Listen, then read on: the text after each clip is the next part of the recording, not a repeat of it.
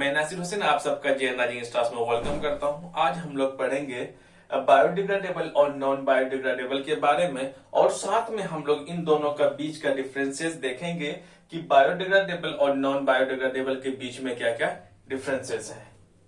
Biodegradable और non biodegradable के बारे में हम लोग आज जानेंगे, और साथ में हम लोग यहाँ पर ये भी देखने की कोशिश करेंगे कि बायोडिग्रेडेबल और नॉन बायोडिग्रेडेबल के बीच में क्या क्या डिफरेंसेस है। अब हम लोग शुरुआत कर लेते हैं यहां से बायोडिग्रेडेबल पे। बायोडिग्रेडेबल क्या होता है? बायोडिग्रेडेबल ऐसा मटेरियल्स होता है जो कि नेचुरल प्रोसेस के द्वारा डिकम्पोज होता है। ये नेचुरल प्रोसेस के द्वारा जो डिकम्पोज होता है, मटेरियल्स को डिकम्पोज होने में कुछ बैक्टीरिया जो है वो रिस्पॉन्सिबल है, कुछ जिम्मेदार हैं। यहाँ पे मैंने लिखा है this are the materials that decompose through natural process.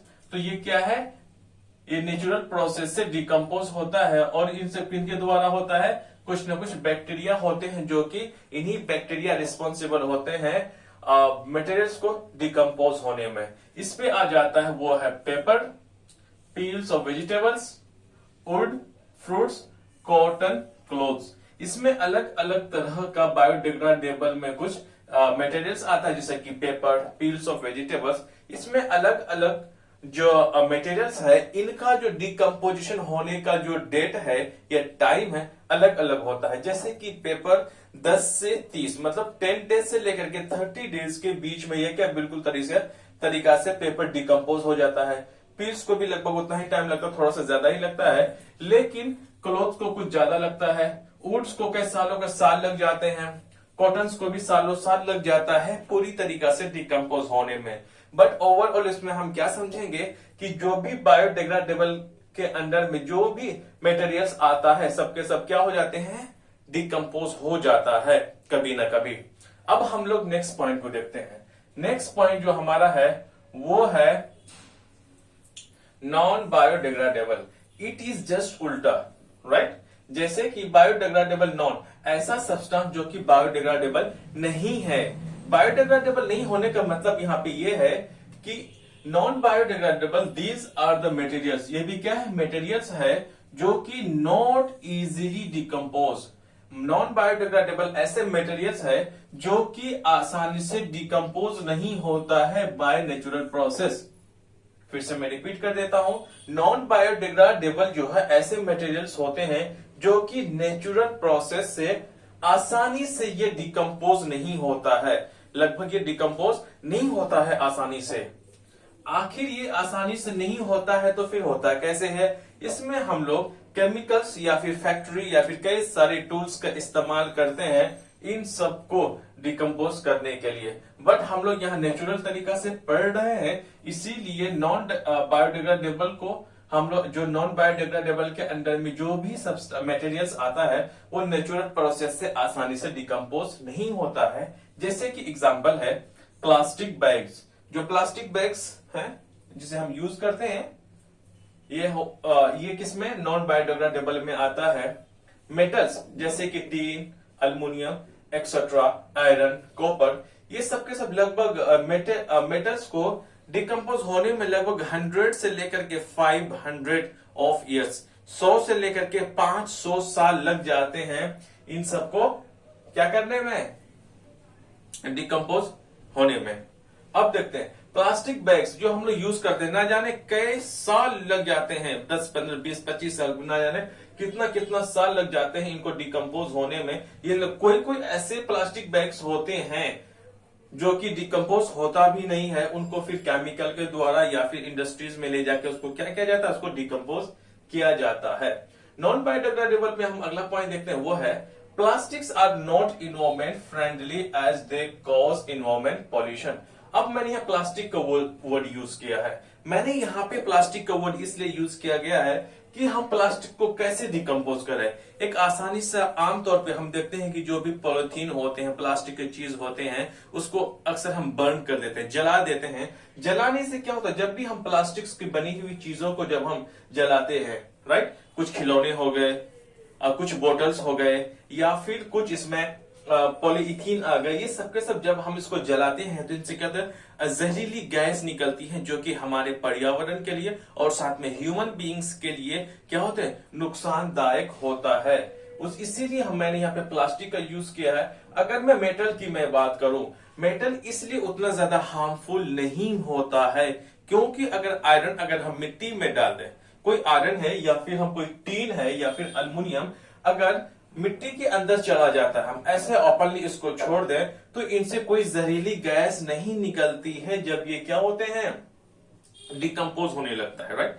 जमीन के नीचे अगर हम छोड़ दें तो कोई किसी भी तरीके से हार्मफुल नहीं होता है। माना कि ये 100 से लेकर के 500 ऑफ ईयर्स जरूर लगता है मेटल्स को डिकम्पोज होने के लिए, लेकिन किसी तरीका जहरीला गैस नहीं छोड़ता है as compare to the plastics.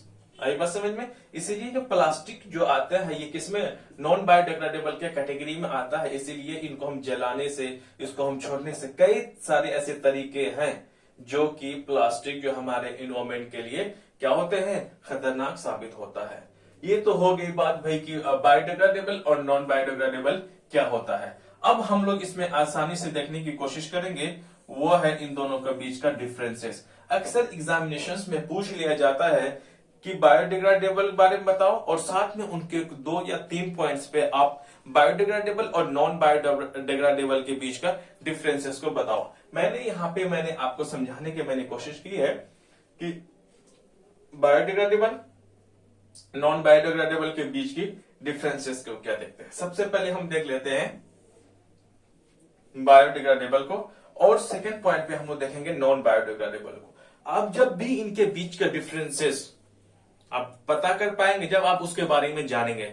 जैसे मैं हूं और कोई एक मेरा फ्रेंड है, कोई को एग्जामिन कर ले, जैसे कि आप मेरे दोस्त मान लो, ठीक है, आप मेरा एक दोस्त और मैं हूं। अगर कोई थर्ड पर्सन अगर हम दोनों के बारे में कहेगा कि भाई इन दोनों की खासियत बताओ, राइट, इन दोनों के बीच के डिफरेंसेस बताओ, ये तीसरा आदमी जब आपका और मेरे डिफरेंसेस तभी बता पाएगा जब हम दोनों के बारे में जानेगा। जैसे मैं नासिर हूं तो नासिर के बारे में जानना पड़ेगा, जो आप हैं उनको इनके भी आपके भी बारे में इनको जानना पड़ेगा, तभी ये आदमी मेरे और आपके बीच के डिफरेंसेस को बता पाएगा। तो इसीलिए बायोडिग्रेडेबल और नॉन बायोडिग्रेडेबल के बीच को डिफरेंसेस को जानने के लिए हमें कहा इनको जानना बहुत जरूरी है। अक्सर बच्चों को मैंने अपना टीचिंग करियर पे मैंने देखा है जब डिफरेंसेस पूछा जाता है तो वो सीधे सीधे डेफिनेशन लिख देते हैं कि भाई बायोडिग्रेडेबल क्या होता है, नॉन बायोडिग्रेडेबल क्या होता है। यहां पे आपसे उनके डेफिनेशंस नहीं पूछा गया है, उन दोनों के बीच का डिफरेंसेस क्या है उसको देखते हैं, राइट। आई होप आपको बात समझ में आ गई होगी कि मैं आपको क्या कहना चाहता हूं। बायोडिग्रेडेबल क्या होता है, materials decompose through natural process. मैंने आपको बता भी दिया था यहाँ पे कि बायोडिग्रेडेबल में जो भी मटेरियल्स वो होते हैं, जो इनके बायोडिग्रेडेबल के कैटेगरी में जो भी मटेरियल्स आते हैं वो डिकम्पोज हो जाता है नेचुरल प्रोसेस में। अब हम लोग इसको देख लेते हैं इनकी डेफिनेशंस की मदद से। इसमें अब इसका हम एक पॉइंट को देखते हैं। नॉन बायोडिग्रेडेबल इसका जस्ट उल्टा है, ज्यादा आपको रटने की जरूरत नहीं है। बस जब आप चीजों को समझ के करेंगे कि आप देखेंगे कि इन दोनों के बीच का डिफरेंसेस है, ये पॉजिटिव है तो ये नेगेटिव है, इतना समझ लो। ये हमारे इन्वायरमेंट के लिए फायदेमंद है तो हमारे इन्वायरमेंट के लिए क्या ये नुकसान है। आई बात समझ में। चलिए, it will be just opposite of this first line. Materials do not easily decompose through natural process. जो नॉन बायोडिग्रेडेबल जो सब्सटेंसेस होते हैं या फिर मटेरियल्स होते हैं वो आसानी से या फिर नेचुरल प्रोसेस से ये आसानी से डिकम्पोज नहीं होता है।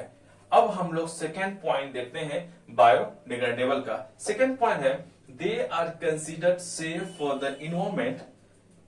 बायोडिग्रेडेबल जो है वो जो कंसीडर करते हैं कि हमारे पर्यावरण के लिए या फिर हमारे इन्वायरमेंट के लिए बिल्कुल सेफ है। कुल मिलाकर के इन बायोडिग्रेडेबल से हमारे इन्वायरमेंट सेफ का मतलब है कि पोल्यूशन नहीं फैलाता है। जो भी बायोडिग्रेडेबल मटेरियल्स होते हैं वो हमारे पर्यावरण के लिए या फिर इन्वायरमेंट के लिए पोल्यूशन नहीं फैलाता है। इसीलिए यहाँ पे लिखा गया है कि जो बायोडिग्रेडेबल को हम लोग किसके अंदर कंसीडर करते हैं, सेफ फॉर द इन्वायरमेंट, हमारे पर्यावरण के लिए बिल्कुल क्या है, सुरक्षित है। इनसे किसी भी तरह का प्रदूषण का कोई भी खतरा नहीं रहता है। अब अगला पॉइंट को हम लोग देख लेंगे, इसका जस्ट ये उल्टा होगा। ये होगा दे कॉज इन्वायरमेंट पोल्यूशन। जो नॉन बायोडिग्रेडेबल जो भी मटेरियल्स होते हैं ये क्या होते हैं, हमारे पर्यावरण के लिए यह ये क्या प्रदूषण का वजह बनता है, या फिर जो हमारे पर्यावरण में जो पोल्यूशन होता है वो किसके वजह से होता है, वो नॉन बायोडिग्रेडेबल की वजह से होता है। अब अगला पॉइंट को देख लेते हैं। After degradation they can be used to produce biogas, manure, fertilisers and compost.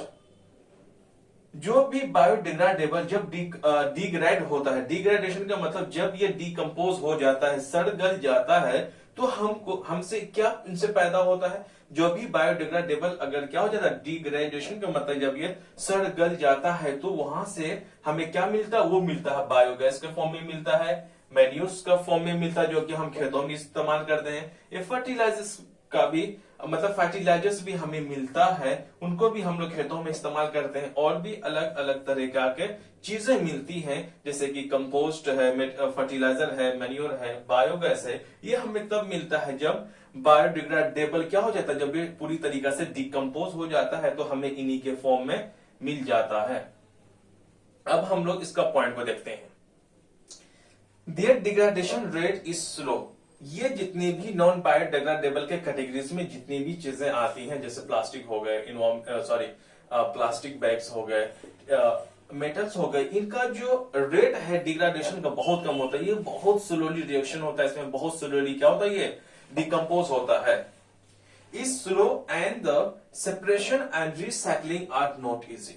ये सेपरेशन का मतलब हो गया कि यहां से जो भी चीजें डिकम्पोज होने के बाद, डिकम्पोज तो इतना धीरे धीरे होगा कि हम उसमें सेपरेशन ही नहीं कर पाएंगे, और साथ में इसका तो रिसाइकिल करना बहुत मुश्किल हो जाएगा, क्योंकि ये पहले सरगल तो जाए तभी तो हम इसमें से कुछ चीजों को निकाल पाएंगे, जैसे कि इनके बायोडिग्रेडेबल्स में सड़ने गलने के बाद तब तो हमें ये चीज मिलते हैं, जब ये सड़ता गलता है तब हमें ये मिलता है। तो ये चीजें इतना सड़ता गलता तो बहुत देर से, इसीलिए इसमें से हम सेपरेशन करना, जो भी चीजें निकालनी होती हैं या फिर इसको रिसाइकिल करना बहुत मुश्किल है, आसान नहीं है। अब हम लोग बायोडिग्रेडेबल के कुछ पॉइंट्स को देखते हैं। They are not harmful to the environment. ये हमारे पर्यावरण के लिए क्या नहीं है, नुकसानदायक नहीं है, हानिकारक नहीं है। ये जस्ट इसका उल्टा होगा, they are harmful to the environment. जो भी नॉन बायोडिग्रेडेबल मटेरियल्स होते हैं ये हमारे समाज के लिए, ये हमारे पर्यावरण के लिए क्या होते हैं, नुकसानदायक होता है। उम्मीद करता हूं कि आप बिल्कुल इन सारे पॉइंट्स को देख लिए होंगे। प्लीज आप जब भी इसको पढ़ते हैं तो प्लीज आप इनको जरूर नोट डाउन जरूर कर लें और रिवीजन जरूर करें। मैं आपको फिर मैं बताऊंगा कि कैसे किस चैप्टर को, मैथ्स को, साइंस को, अलग अलग चैप्टर्स को कैसे बेहतर ढंग से पढ़ा और समझा जा सकता है, क्योंकि इन सब चीजें जो आप पढ़ रहे हैं ये आपका लोड नहीं है, ये आपका बोझ नहीं है, बल्कि These all things are your responsibility। ये आपकी जिम्मेदारी है। अब इसको जिम्मेदारी के हिसाब से पढ़ो, है कि नहीं, पढ़ना तो है ही, इसको आप अपने जिम्मेदारी के हिसाब से पढ़ो, ना कि आप इनको अपने बोझ के हिसाब से पढ़ो। यार ये तो मेरा सर पे बोझ रखा हुआ है, राइट। जब आप चीजों को एज अ जिम्मेदारी के साथ करोगे तो आपको करने में बहुत आसानी होगी। जब आप किसी चीज को आप बोझ या लोड समझ के करोगे तो आपको करने में आसानी नहीं होगी, किस तरह की परेशानियां आपको मिल सकती है। So guys, thank you very much.